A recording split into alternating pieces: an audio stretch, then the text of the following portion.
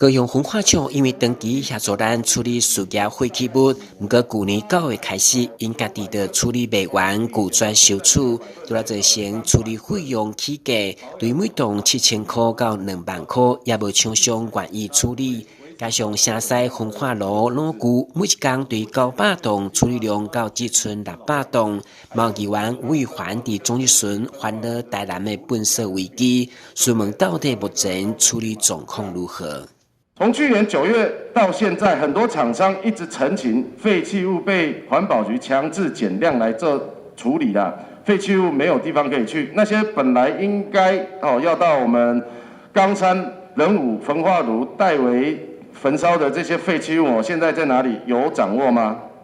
跟议员报告，其实高雄缩减之后呢，原先我们在110年呢，高雄帮我们代烧了大概有3.5万吨到4万吨。那这个部分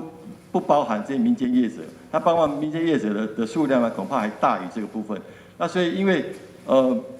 高雄这样减收之后呢，那造成一些回流的这个状况，所以我们目前呢规划一些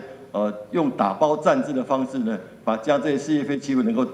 打包暂存，等到日后我们新的焚化炉盖好之后呢，可以有这个余力量的时候再把它拿回来再烧。根据了解，环保局除了盘点单市3处的公有掩埋场，和厂商标组来暂时对坑处理，嘛积极推动更新炉。律师议员也烦恼烟空焚化炉的处理量减少，加上空气污染，拢有地方原声四起。律师环保局长强调，随时监控，并无超过污染标准。议员强调，不断累积的塑胶废弃物已经成为社会无定时炸弹，要求环保经发局一定要想尽办法来化解可能的粪扫大战。台南新闻，阮及林银根采访报道。